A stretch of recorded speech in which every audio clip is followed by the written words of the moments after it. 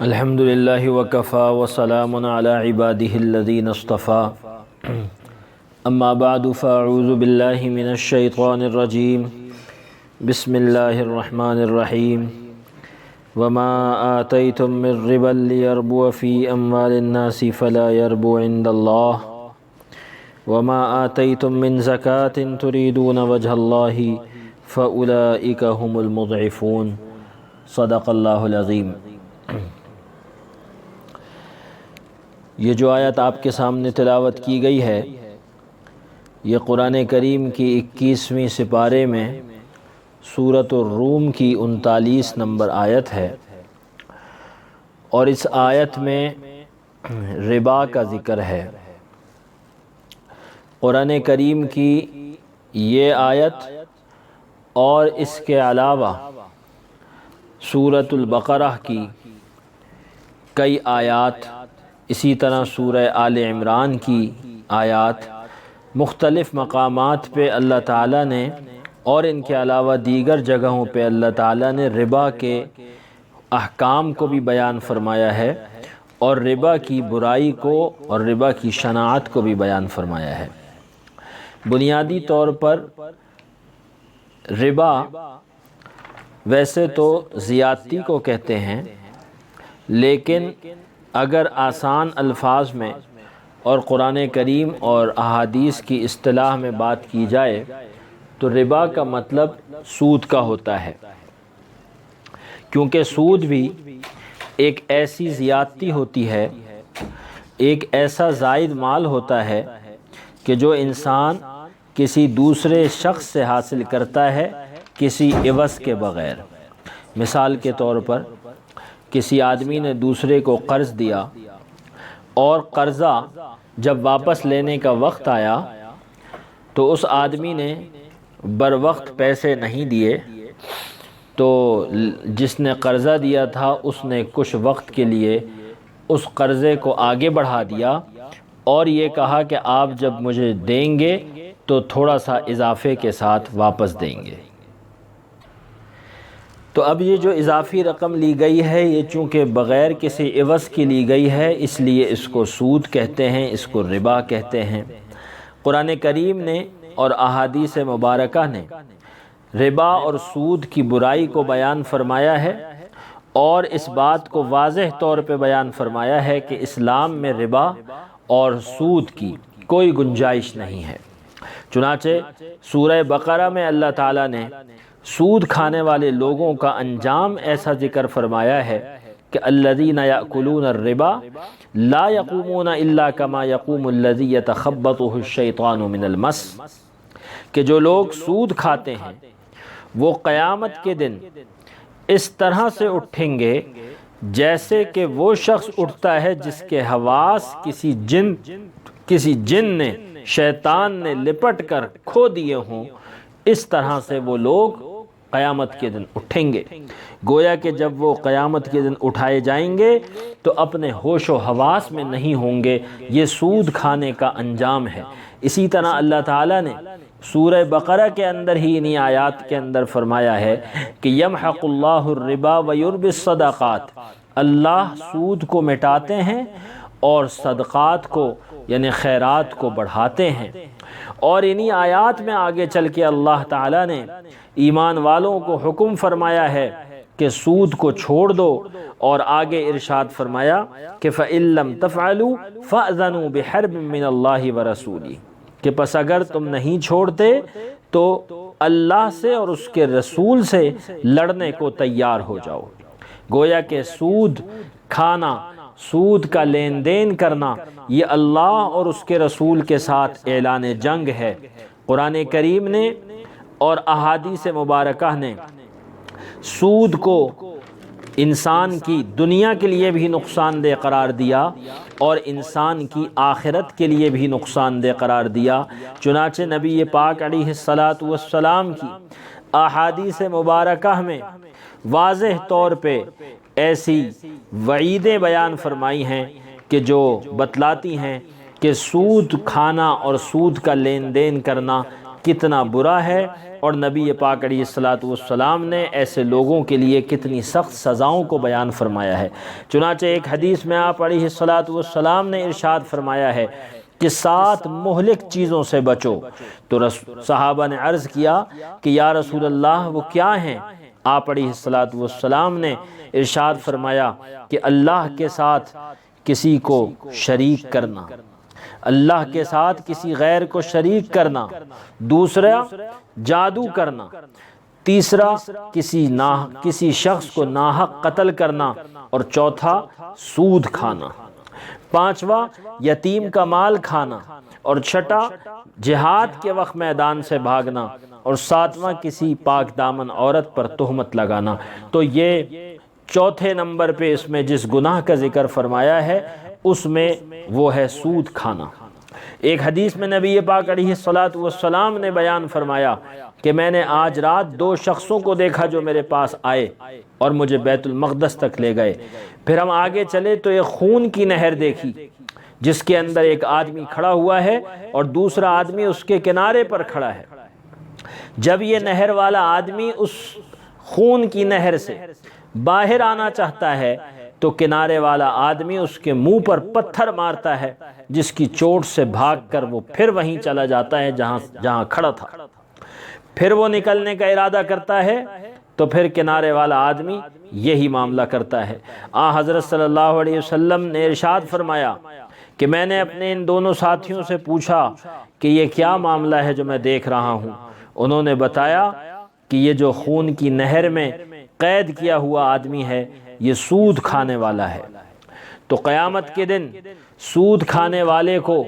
اپنے اس عمل کا جو سزا ملے گی اور اس عمل کا جو عذاب ہوگا وہ اس شدید اور اس بدترین شکل کے اندر ہوگا۔ اللہ تعالی ہم سب کو محفوظ رکھے۔ نبی پاک علیہ الصلوۃ والسلام نے سود لینے والے پر بھی لعنت فرمائی ہے، سود دینے والے پر بھی، اور بعض روایات میں آتا ہے کہ آپ نے سود کے معاملے پر گواہی دینے والے اور اس کا جو دستاویز لکھنے والا ہے اس کے اوپر بھی لعنت فرمائی ہے۔ تو اس لیے سود سے بچنا انتہائی ضروری ہے اور سود سے اپنے آپ کو محفوظ رکھنا انتہائی ضروری ہے۔ اس لیے آج کی نشست میں، آج کی مجلس میں ہم اس بات کو سمجھنے کی کوشش کرتے ہیں کہ وہ کون سی چیزیں ہیں جو ہمارے معاشرے کے اندر رائج ہیں اور جن کو ہم سود نہیں سمجھتے لیکن وہ دراصل سود کی شکلیں ہیں۔ اور اسی طرح سے قرآن کریم نے جن چیزوں کو منع فرمایا ہے ان کے اندر سود کے ساتھ ایک دوسری چیز ہے جس کو قمار کہتے ہیں، جس کو جوا کہتے ہیں۔ ان جوئے کو قرآن کریم اور احادیث مبارکہ کی روشنی کے اندر، اسلامی تعلیمات کے اندر جوئے کو حرام قرار دیا گیا ہے۔ تو کچھ بات سود کے اوپر کریں گے اور کچھ بات جوئے کے اوپر کریں گے تاکہ ہمیں معلوم ہو کہ سود اور جوا وہ کیا ہے اور ان سے کس طرح سے بچا جاتا ہے۔ چنانچہ سب سے پہلے اس بات کو سمجھ لیجئے کہ سود کو، جیسا کہ ہم نے ذکر کیا ہے کہ سود دراصل کیا ہوتا ہے کہ جب 2 آدمی کوئی آپس میں معاملہ کرتے ہیں لین دین کا، اور اس کے اندر کسی ایک آدمی کی طرف کوئی اضافی چیز یا کوئی اضافی مال طے کیا جاتا ہے بغیر کسی عوض کے، تو اس کو کہتے ہیں سود۔ جیسے کہ ایک مثال میں نے آپ کو دی، اسی طرح ایک سود یہ بھی ہوتا ہے کہ جو چیزوں کی لین دین کے اندر ہوتا ہے۔ مثال کے طور پہ جو ایک جیسی چیزیں ہوتی ہیں، جیسے سونے کے بدلے سونا ہے یا گندم کے بدلے گندم ہے، اور اس کے اندر اگر کوالٹی کا فرق ہو اور اس کی وجہ سے اگر یا تو کوالٹی کا فرق ہو اور یا پھر ان کو ادھار کیا جائے اور اس کی وجہ سے اس کے اندر ایک جانب میں کوئی اضافہ کیا جائے تو وہ بھی سود ہوتا ہے۔ مثال کے طور پہ ایک آدمی کسی سونار کے پاس گیا اور اس نے کہا کہ جی مجھ سے آپ یہ زیور لے لیں اور مجھے اس کے بدلے دوسرا زیور دے دیں۔ اچھا، جو زیور دونوں سونے ہیں، چونکہ سونے کے بنے ہوئے ہیں اور دونوں کا وزن، ایک کا وزن 100 گرام ہے لیکن جو لینا چاہتا ہے وہ اس کا وزن 90 گرام ہے، تو وہ چونکہ سونار کو اپنا نفع بھی رکھنا ہے تو وہ یہ کہتا ہے کہ آپ مجھے 100 گرام کا زیور دیں گے یا 100 گرام سونا دیں گے تو میں اس کے بدلے آپ کو 90 گرام کا سونا دوسرا زیور دے دوں گا، تو 10 گرام جو ہوگا یہ میرے نفع کے بدلے میں ہوگا۔ تو چونکہ یہ دونوں چیزیں ایک جیسی ہیں اور سونا سونے کے بدلے میں جب آئے گا تو شریعت کی تعلیم یہ ہے کہ وہ برابر ہونا چاہیے، وہ کمی زیادتی کے ساتھ نہیں بیچا جا سکتا، تو اس لیے یہ 10 گرام جو اضافہ لیا گیا ہے یہ 10 گرام سود ہوگا۔ اچھا، اس کو کرنا کس طرح چاہیے اور اس طرح کے معاملات میں حل کیا ہے، اس پہ انشاءاللہ آگے جا کے بات کریں گے۔ تو ایک چیز جس کو ہم نے سمجھنا ہے کہ سود سے ہم سب کو بچنے کی کوشش کرنی ہے۔ اب موجودہ حالات میں جو سود ہوتا ہے، ایک سود بڑا عام ہے کہ بینکوں کے اندر جو سود کے سودی اکاؤنٹس ہیں، یعنی سیونگ ڈپازٹس جو رکھے جاتے ہیں، سیونگ اکاؤنٹس جو بینک کے اندر کھلے ہوئے ہیں بینکوں کے اندر، اور جو غیر اسلامی بینک ہیں، جو غیر اسلامی بینک ہیں یعنی کہ اسلامی بینک نہیں ہیں، ان کے اندر جو سیونگ اکاؤنٹ ہیں وہ چونکہ یہ قرضہ ہوتا ہے جو آپ بینک کو دیتے ہیں، اور بینک اس کے بعد جب آپ کے اکاؤنٹ میں کوئی نفع ڈالتا ہے تو بنیادی طور پر یہ نفع سود کے زمرے میں آتا ہے۔ لہٰذا جتنے بھی بینکوں کے اندر سیونگ ڈپازٹس ہیں، فکس ڈپازٹس ہیں، سیونگ اکاؤنٹ ہیں جو غیر اسلامی بینکوں کے اندر ہیں، یاد رکھیے گا غیر اسلامی بینکوں کے اندر، تو وہ ان کے اوپر جو نفع ملتا ہے یہ نفع سود ہوتا ہے، یہ سود کے حکم میں ہوتا ہے، اور ان کا استعمال جائز نہیں ہے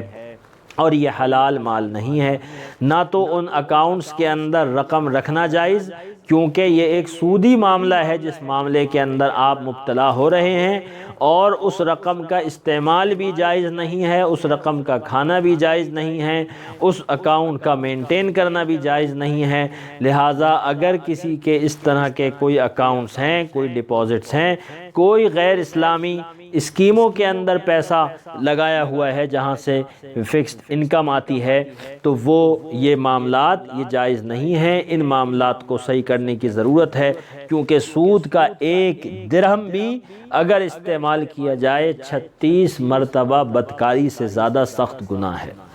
تو اس لیے سود کا معاملہ بڑا سخت ہے۔ ایک تو شکل یہ ہے۔ دوسری چیز جو ہمارے معاشرے میں ہے کہ پرائز بانڈ کے اوپر نکلنے والا انعام، پرائز بانڈ کے اوپر جو انعام نکلتا ہے، چونکہ پرائز بانڈ حکومت کو ہم قرضہ دیتے ہیں اور اس کی رسید ہوتی ہے یہ پرائز بانڈ، اور کچھ عرصے کے بعد حکومت انعام کے نام سے کچھ رقم اضافی طور پہ دیتی ہے، چونکہ وہ کسی عوض کے بدلے میں نہیں ہوتا بلکہ ہم کو ہماری اصل رقم واپس مل جاتی ہے اور ساتھ میں انعام بھی ملتا ہے، اضافی رقم بھی ملتی ہے۔ یہ اضافی رقم سود کے حکم میں ہے، علماء کرام کے فتوے موجود ہیں، لہٰذا اس رقم کو استعمال کرنا، اس رقم سے فائدہ اٹھانا یا اس نیت کے ساتھ بانڈ کو اپنے پاس رکھنا یہ جائز نہیں ہے۔ اسی طرح سے اگر کوئی آدمی کسی کو قرضہ دیتا ہے، معاشرے کے اندر عام طور پہ رائج ہے کہ اگر کسی آدمی کو ضرورت پڑ گئی، اس نے کہا کہ بھائی ٹھیک ہے یہ میں آپ کو 1,00,000 روپے دیتا ہوں لیکن مجھے کیا فائدہ ہوگا، اس نے کہا کہ بھائی میں مہینے کے آپ کو 2,000 روپے دیا کروں گا۔ لہٰذا یہ قرضے کے اوپر سود ہے، اور یہ قرضے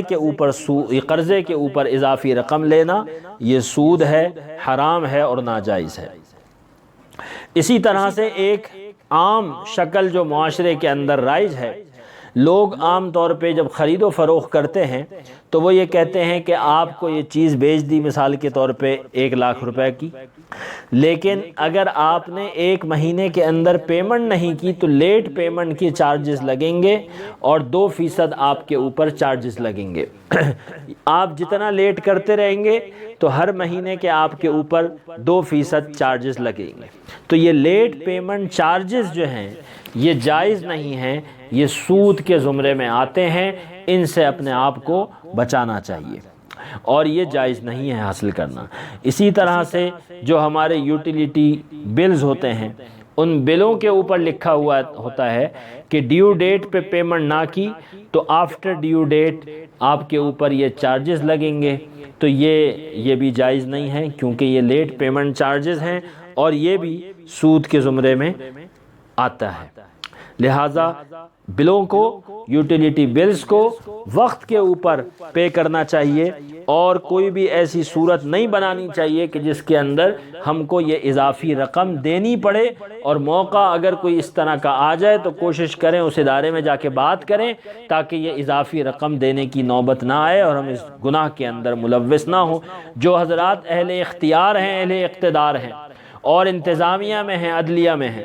ان سے درخواست ہے اور ان کی ذمہ داری ہے کہ وہ اس بات کی کوشش کریں کہ اس قانون کو تبدیل کیا جائے اور ان بلوں سے، یوٹیلیٹی بلوں کے اندر سے اس لیٹ پیمنٹ چارجز کو ختم کیا جائے، جو کہ ایک سود کی شکل ہے اور جو پورے معاشرے کے اندر اس کے اندر زبردستی معاشرے کے اوپر نافذ کی گئی ہے۔ اس کا متبادل، اسلامی متبادل علماء کرام سے پوچھا جائے،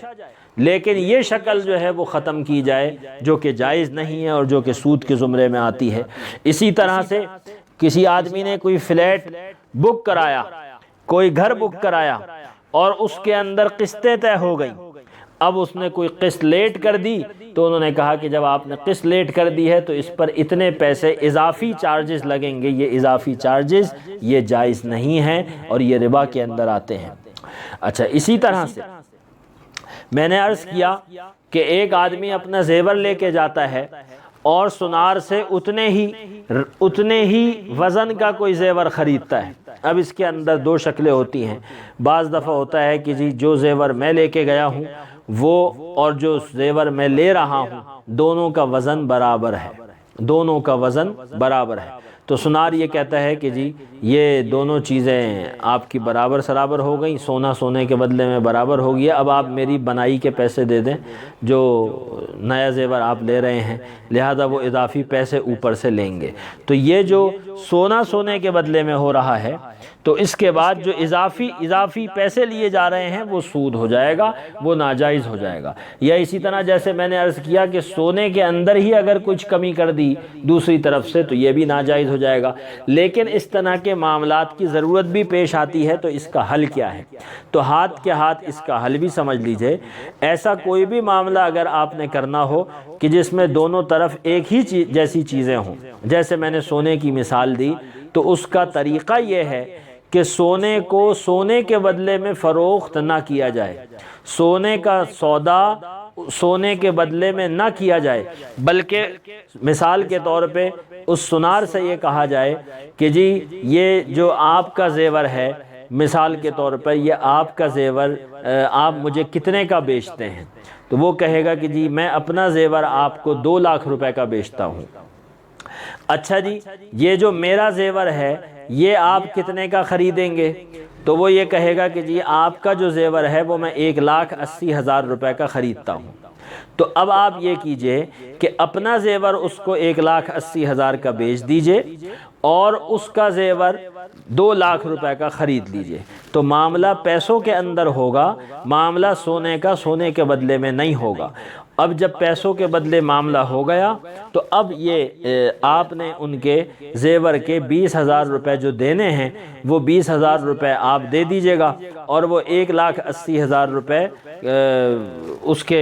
1,80,000 روپے سے ایڈجسٹ ہو جائیں گے۔ تو بہرحال اس طرح کا معاملہ یعنی اس سونے کو روپے کے بدلے میں بیچا جائے اور ان سے جو خریدا جائے وہ بھی روپے کے بدلے میں خریدا جائے، اس کو سونے کے بدلے میں نہ خریدا جائے۔ تو اس طرح کا بہرحال اس میں تفصیلات ہوتی ہیں اور اس کے اندر بڑی باریکیاں ہیں۔ یہ تو میں نے مختصراً عرض کیا ہے، علماء کرام سے اس کو سمجھیے، اور جن حضرات کے اس طرح کے کام ہیں وہ ان کو چاہیے کہ علماء کے پاس جائیں، ان کے پاس بیٹھیں اور ان سے معلوم کریں۔ اسی طرح ایک صورت یہ ہوتی ہے کہ لوگ کاروبار میں پارٹنرشپ کرتے ہیں کہ جی مثال کے طور پہ میرا ایک کاروبار چل رہا ہے، اس چلتے ہوئے کاروبار میں ایک آدمی کہتا ہے کہ جی میرے 5 لاکھ روپے لگا لیں، میرے 10 لاکھ روپے لگا لیں۔ اب یہ آدمی کہتا ہے کہ جی میں آپ کو نفع دوں گا، لیکن نفع کیسے دوں گا ظاہر ہے کہ میرا جو کاروبار ہے میں تو اپنے حساب سے کاروبار چلاتا ہوں، مجھے کتنا نفع ہوتا ہے کتنا نقصان ہوتا ہے یہ تو میں آپ کو بتلانا بھی نہیں چاہتا، اور میں جناب حساب بھی نہیں کر سکتا ہر مہینے کا۔ لہٰذا ہوگا یہ کہ آپ نے مجھے جو پیسے دیے ہیں 5 لاکھ روپے، تو میں ایک اندازہ لگاؤں گا کہ میں مہینے کے اندر اندازاً کتنا کماتا ہوں، تو اس کا ایک حساب رکھ لیتے ہیں کہ مہینے کے اندر لاکھ کے اوپر جناب 2000 روپے یا 3000 روپے کا ایک حساب ہے، تو میں اندازاً آپ کو ہر مہینے 15,000 روپے دے دیا کروں گا۔ یہ ان دونوں کی بات آپس میں طے ہو جاتی ہے۔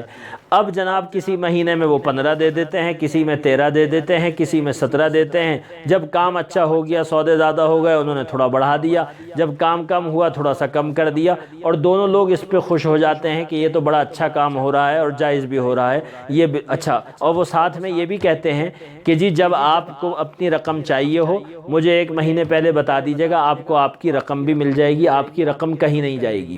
تو واضح رہے کہ یہ معاملہ سودی معاملہ ہے، یہ بالکل جائز نہیں ہے، کیونکہ آپ کی اصل رقم بھی گارنٹیڈ ہے اور اس کے اوپر آپ کو نفع بھی مل رہا ہے جو آپ نے طے کیا ہوا ہے۔ چاہے بعض لوگ یہ سمجھتے ہیں کہ جی نفع اگر بالکل آنے پائی کے حساب سے طے کیا جائے تب تو یہ سود ہوگا، لیکن اگر اس میں تھوڑی بہت اونچ نیچ رکھ دی جائے تو پھر یہ سود سے نکل جائے گا۔ ایسی بات نہیں ہے، بلکہ معاملہ جو آپ کر رہے ہیں اگر وہ معاملہ قرضے کا معاملہ ہے تو یہ آپ اس کے اوپر جو اضافہ بھی لے رہے ہیں وہ سود کا اضافہ، وہ سود ہے اور یہ جائز نہیں ہے، اس طرح کا کوئی اضافہ جائز نہیں ہے۔ بلکہ اس معاملے کو جو بھی پارٹنرشپ کر رہے ہیں اس کو شریعت کے جو اصول ہیں شراکت داری کے، ان اصولوں کے مطابق کرنا ہوگا، اور اس کے اپنے اصول ہیں، وہاں نفع میں بھی شرکت ہوگی، وہاں نقصان میں بھی شرکت ہوگی، اور اس کا پورا حساب کرنا پڑے گا، اور پورا حساب کرنے کے بعد پھر نفع اور نقصان کو تقسیم کیا جائے گا۔ ایسے الٹپ معاملات جو ہے وہ نہیں کیے جا سکتے، تو اس کے بارے میں جو بھی ہے وہ علماء کرام سے سمجھنا چاہیے۔ اسی طرح سے بعض جگہوں کے اوپر ایک سود کی شکل یہ بھی ہوتی ہے کہ بینک کے اندر کرنٹ اکاؤنٹ آپ کھلوائیں، اور کرنٹ اکاؤنٹ کھلوانے کی وجہ سے آپ کو بہت ساری سہولیات ملیں گی۔ مثال کے طور پہ آپ کے لیے لاکر کی سروس فری ہوگی، یا آپ کے اوپر فلانے چیز کے اوپر ڈسکاؤنٹ ملے گا، یا آپ کے لیے جناب چیک بک فری ہوگی۔ تو اب یہ جو سروس ہے یہ کرنٹ اکاؤنٹ والوں کو دی جا رہی ہے، اور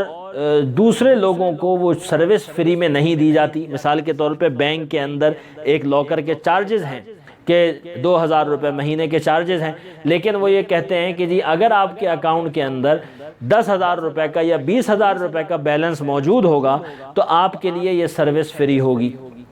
تو اب یہ چونکہ اکاؤنٹ جو بینک کے اندر ہوتا ہے، کرنٹ اکاؤنٹ جو ہوتا ہے، اس کی حیثیت قرضے کی ہوتی ہے، تو میں اگر کسی کو قرضہ دے رہا ہوں اور اس قرضے کے بدلے میں ایک ایسی سہولت لے رہا ہوں جو پیسوں کے بدلے میں ملا کرتی ہے، لیکن وہ مجھے میرے قرضے کی وجہ سے سہولت دے رہا ہے، تو یہ بنیادی طور پہ یہ سہولت سود کے حکم میں آتی ہے اور یہ جائز نہیں ہے۔ لہٰذا کرنٹ اکاؤنٹ کی بنیاد کے اوپر جو سہولیات دی جاتی ہیں فری میں، جبکہ وہ ویسے پیسوں کے بدلے میں ملا کرتی ہیں، تو ایسی سہولیات حاصل کرنا بھی جائز نہیں ہوتا۔ اسی طرح سے ایک مارکیٹوں کے اندر کیا کام ہوتا ہے کہ جو پیسے ہوتے ہیں، ریکوریاں ہوتی ہیں، جو لون ہوتے ہیں وہ ٹرانسفر کیے جاتے ہیں، ٹریڈ جو آپ کے کریڈٹ ہوتے ہیں وہ ٹرانسفر کیے جاتے ہیں۔ مثال کے طور پہ ایک آدمی ہے، اس نے مارکیٹ سے 10 لاکھ روپے لینے ہیں مختلف لوگوں سے، اور وہ آہستہ آہستہ کر کے ملیں گے، تو دوسرا آدمی اس کو یہ آفر کرتا ہے کہ جناب یہ سارا کریڈٹ آپ مجھے ٹرانسفر کر دیں اور مجھ سے آپ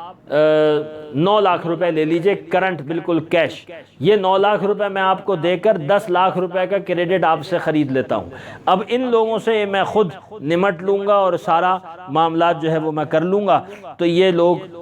گویا کہ ڈسکاؤنٹ کے اوپر یہ کریڈٹ فروخت کر دیتے ہیں، تو یہ بھی پیسے کو پیسے کے بدلے فروخت کرنا ہے اور اضافے کے ساتھ، تو یہ تو جائز نہیں ہے، سود کے حکم میں آئے گا۔ اسی طرح سے اگر کسی آدمی نے ایل سی کھولی بینک کے اندر اور اس نے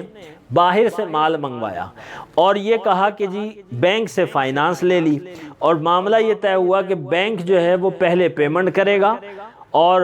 یہ پیمنٹ اس آدمی کے اوپر ادھار ہوگی، امپورٹر کے اوپر، تو بینک پہلے پیمنٹ کر دے گا اور یہ جو امپورٹر ہے یہ بعد میں آہستہ آہستہ بینک کو ادائیگی کرتا رہے گا اور اس ادائیگی کے اوپر وہ بینک کا نفع بھی دے گا۔ تو چونکہ یہ بینک سے جو اس نے فائنانس حاصل کیا ہے یہ قرضے کی بنیاد پر ہے، اور قرضے کے اوپر جو اضافہ بھی دیا جائے وہ اضافہ سود کی شکل میں ہوتا ہے، تو اس لیے جو سودی بینکوں کے ساتھ اس طرح کے ایل سی کے معاملات کیے جاتے ہیں اور اس پہ فائنانس حاصل کیا جاتا ہے تو یہ جائز نہیں ہوگا۔ البتہ اسلامی بینکوں میں اس کی جو شرعی اور جائز طریقے ہیں ان کو اختیار کیا جاتا ہے، وہ معاملہ ایک الگ ہے۔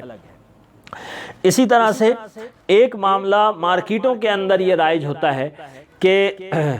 کھلے نوٹ یا ریزگاری کے بدلے میں کچھ وہ لیا جاتا ہے، کچھ مارجن لیا جاتا ہے۔ جیسے ایک آدمی کو اگر 100 روپے کی ریزگاری چاہیے تو جو ریزگاری دینے والا ہے وہ 95 روپے دے گا اور 100 روپے کا نوٹ اس سے لے لے گا۔ یا اسی طرح سے مارکیٹوں کے اندر یہ رائج ہے کہ جی 100 روپے کی اگر آپ کو گڈی چاہیے تو آپ ہزار کے نوٹ جب دیں گے اور اس کے بدلے میں آپ کو 100 روپے کی گڈی ملے گی تو وہ گڈی 10,000 روپے کی آپ کو گڈی ملے گی، تو اس میں ایک نوٹ کم دیا جائے گا کیونکہ یہ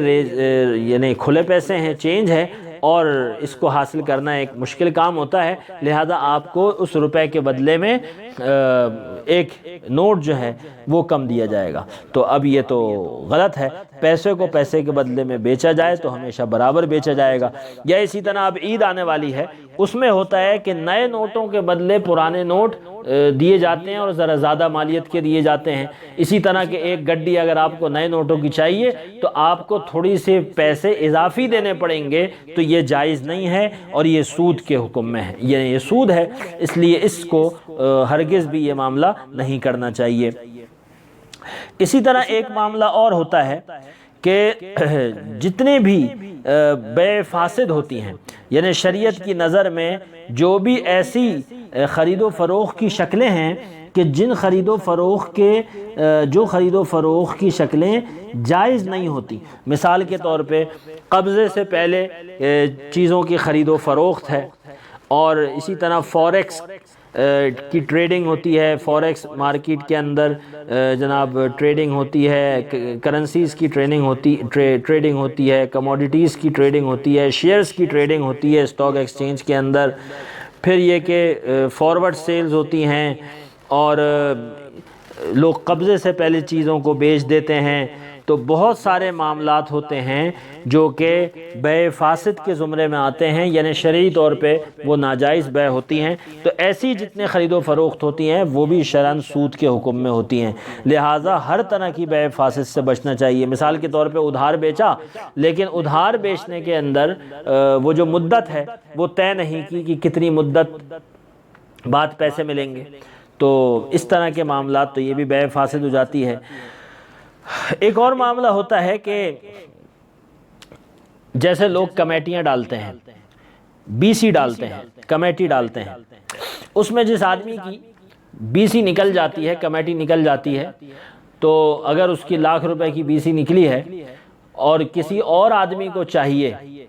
تو وہ یہ کہتا ہے کہ بھائی تم اپنی بی سی مجھے دے دو اور مجھ سے میں اضافی تمہیں 5,000 روپے دوں گا، تو یہ جائز نہیں ہے، یہ تو ناجائز ہے، اور یہ بالکل جائز نہیں ہے، یہ بھی سود ہے۔ اسی طرح سے ایک معاملہ ہوتا ہے کہ جیسے کوئی ہاؤسنگ اسکیم نکلی اور ہاؤسنگ اسکیم اناؤنس ہوئی، اس کے اندر لوگوں نے فارم لے لیے اور اس فارم کو بھر کے جمع کرا دیا۔ وہ ابھی فارم جمع ہوئے ہیں، نہ اس پہ کوئی پلاٹ نکلا ہے، نہ اس کے اوپر کوئی اناؤنسمنٹ ہوئی ہے، وہ صرف پیسے جمع ہوئے ہیں،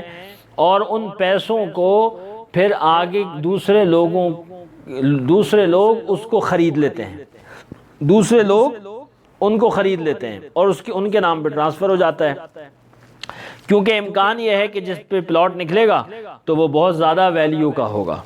تو اس لیے وہاں پہ جو ہے چونکہ انہوں نے پیسے جو جمع کرائے ہوئے ہیں وہ مثال کے طور پہ 10,000 روپے جمع کرائے ہوئے ہیں، لیکن انہوں نے فارم آگے بھیج دیا اپنا، گویا کہ 10,000 روپے جو ان کے جمع ہوئے میں ڈپازٹ وہ انہوں نے ٹرانسفر کر دیے، وہ آگے بھیج دیے اور 20,000 روپے میں یا 50,000 روپے میں بیچ کے خود وہاں سے نکل گئے، فارغ ہو گئے، تو یہ بھی اس طرح کے معاملات بھی جائز نہیں ہیں۔ اسی طرح ایک معاملہ یہ ہوتا ہے کہ کسی آدمی نے دوسرے کو قرضہ دیا، ایک آدمی کو 10 لاکھ روپے چاہیے تھے، اس نے کسی سے مانگے، اس نے قرضہ دے دیا، لیکن اس نے یہ کہا کہ بھائی جب تک آپ مجھے پیسے نہیں دیں گے تو آپ اپنی کوئی چیز میرے پاس رکھوائیں۔ تو اس نے کہا کہ بھائی میرے پاس میری یہ گاڑی ہے، آپ یہ گاڑی رکھ لیجئے۔ اس نے کہا کہ ٹھیک ہے میں یہ گاڑی رکھتا ہوں اور یہ میں گاڑی استعمال بھی کروں گا، میرے گاڑی استعمال میں آئے گی، جب تک آپ مجھے قرضہ واپس نہیں کریں گے تو یہ گاڑی میں استعمال کرتا رہوں گا۔ اور اس کہتا ہے کہ ٹھیک ہے جی، جائز، بالکل ٹھیک ہے، آپ استعمال کر لیں۔ تو یہ معاملہ جائز نہیں ہے، کیونکہ یہ جو گاڑی آپ نے رکھی ہے یہ تو آپ اس سے فائدہ اٹھا رہے ہیں۔ اگر یہ رہن ہے، گروی ہے، تو اس سے فائدہ اٹھانا آپ کے لیے جائز نہیں ہے۔ تو اگر آپ اس سے فائدہ اٹھا رہے ہیں اور اپنا قرضہ بھی آپ پورا واپس لیں گے تو یہ تو اضافہ ہے، اور یہ اضافہ سود کے حکم میں ہے، لہذا یہ معاملہ تو جائز نہیں۔ اسی طرح سے بعض لوگ یہ کرتے ہیں کہ جی آپ ہمارے پاس ایڈوانس رکھوا دیجئے، جیسے پارٹیاں ہوتی ہیں تو وہ ایک دوسرے سے کاروبار کرتی ہیں، تو وہ کہتے ہیں کہ جی اگر آپ ہمارے پاس 10 لاکھ روپے ایڈوانس جمع کرا دیں تو آپ کو ہم جو مال بیچیں گے اس پر 2% کا ڈسکاؤنٹ دیا کریں گے، اور اگر آپ کا ہمارے پاس ڈپازٹ نہیں ہوگا تو ہم آپ کو مال جو ہے وہ اس پہ اوپر ڈسکاؤنٹ نہیں دیں گے۔ تو اب یہ جو آپ نے ایڈوانس جمع کرایا ہے، ایڈوانس نہیں ڈپازٹ، یہ جو آپ نے ڈپازٹ جمع کرایا ہے اور یہ ڈپازٹ آپ کو واپس بھی ملے گا جب آپ کام ختم کریں گے، لیکن اس ڈپازٹ کی وجہ سے آپ کو یہ 2% کا ڈسکاؤنٹ مل رہا ہے، تو یہ ڈسکاؤنٹ آپ کے لیے جائز نہیں ہے، اس لیے کہ یہ قرضے کی بنیاد پہ مل رہا ہے اور وہ ڈپازٹ قرضہ ہے، اس قرضے کی بنیاد پہ یہ اضافہ آپ کو مل رہا ہے اور یہ اضافہ جائز نہیں ہے۔ اسی طرح ایک شکل کیا ہے کہ لوگ انشورنس کراتے ہیں، چاہے وہ میڈیکل انشورنس ہو یا وہ جنرل انشورنس ہو، اور انشورنس کے اندر آپ ایک تو انشورنس کا معاملہ ویسے ہی ناجائز ہے، سود اور جوا دونوں کے اوپر مشتمل ہوتا ہے، لیکن انشورنس میں جب آپ پیسے جمع کراتے ہیں تو آپ جو پیسے جمع کراتے ہیں وہ تھوڑے سے ہوتے ہیں، اور جو آپ بعد میں اضافہ لیتے ہیں وہ اضافہ آپ کو زیادہ ملتا ہے۔ یعنی جب آپ شروع میں پیسے جمع کراتے ہیں اور آپ نے کوئی کلیم لے لیا تو وہ کلیم جو ہے وہ آپ کو ظاہر ہے کہ زیادہ رقم کا ملتا ہے، تو وہ جو اضافی رقم ہوتی ہے وہ آپ کے لیے جائز نہیں ہوتی ہے۔ اسی طرح سے ایک بعض لوگ کریڈٹ کارڈ استعمال کرتے ہیں، تو کریڈٹ کارڈ کے اندر بھی اگر آپ نے ٹائم کے اوپر پیمنٹ جمع نہ کرائی تو اس کی وجہ سے آپ کے اوپر اضافی جو چارجز لگتے ہیں وہ چارجز دینا وہ جائز نہیں ہوتے۔ تو یہ اس طرح کے بہت سارے معاملات ہیں کہ جو ہمارے معاشرے کے اندر رائج ہیں اور ان کے بارے میں ہم کو علم بھی نہیں ہوتا، ان کے بارے میں ہم سوچتے بھی نہیں ہیں کہ یہ سود کے زمرے میں آتے ہیں، اور ان کو ہم نے صحیح طریقے سے ان سے بچنا ہے اور ان سے اجتناب کرنا ہے تاکہ ہماری عبادتیں بھی قبول ہوں، ہمارے اندر کوئی غلط مال اندر ہمارے داخل نہ ہو جائے ہمارے اندر، ہماری نسلوں میں، اور ہم ہر طرح کی وعید سے بچ سکیں۔ اسی طرح ایک معاملہ اور ہوتا ہے کہ جو آج کل موبائل کمپنیوں کے ذریعے سے زیادہ وہ ہوتا ہے کہ جی آپ ہمارے پاس اتنے روپے جمع کرائیں اکاؤنٹ کے اندر، اگر آپ کے اکاؤنٹ میں اتنے روپے جمع ہوں گے تو آپ کو روزانہ کی بنیاد پہ اتنے منٹس فری ملیں گے، اتنے میسیجز فری ملیں گے، اتنا انٹرنیٹ فری ملے گا۔ تو اب یہ جو اور وہ جو آپ نے پیسے جمع کرائے ہیں وہ اپنی جگہ بالکل ایز اٹ از رہیں گے، آپ ان کو جب چاہیں واپس لے لیں اور جب چاہیں استعمال کر لیں۔ تو یہ بھی میں نے جیسے عرض کیا کہ یہ بالکل اسی طرح ہے کہ جس طرح آپ بینک کے اندر پیسے جمع کراتے ہیں اور اس کے اوپر آپ اس کے اوپر کوئی فری سروسز حاصل کرتے ہیں، تو یہ بھی بالکل جائز نہیں ہے، یہ قرضے کے اوپر قرضے کے اوپر اضافی اور زائد فوائد آپ حاصل کر رہے ہیں، اور یہ جائز نہیں ہے۔ تو اس لیے سود سے ہر حالت کے اندر بچنا ہے، اور سود سے اپنے آپ کو بچانا ہے، کیونکہ سود کھانے والے پر اور سود دینے والے پر نبی پاک علیہ الصلوۃ والسلام نے لعنت فرمائی ہے۔ بلکہ ایک حدیث میں تو آتا ہے کہ 4 شخص ایسے ہیں کہ اللہ نے لازم کر رکھا ہے کہ ان کو جنت میں داخل نہیں کریں گے۔ اس میں سے ایک شراب کا عادی ہے، دوسرا آدمی سود خور ہے، تیسرا یتیم کا مال کھانے والا، اور چوتھا آدمی والدین کا نافرمان ہے۔ اس لیے سود کے مال سے اور سود کی شکلوں سے اپنے آپ کو محفوظ رکھنا ہے۔ اسی کے ساتھ ساتھ یہ بھی عرض کر دوں کہ جو دوسری چیز ہے وہ ہے قمار اور جوا۔ جوئے کے اوپر بات کرتے ہیں، اور کچھ باتیں جوئے کے اوپر بیان کرنی ہیں انشاءاللہ، وہ اگلی نشست میں اور اگلے درس کے اندر انشاءاللہ اس پہ بات کریں گے۔ تو اللہ تعالی ہم سب کو عمل کی توفیق عطا فرمائے، اور اللہ تعالی ہم سب کو سود کی تمام شکلوں سے محفوظ رکھے۔ وآخر دعوانا الحمدللہ رب العالمین۔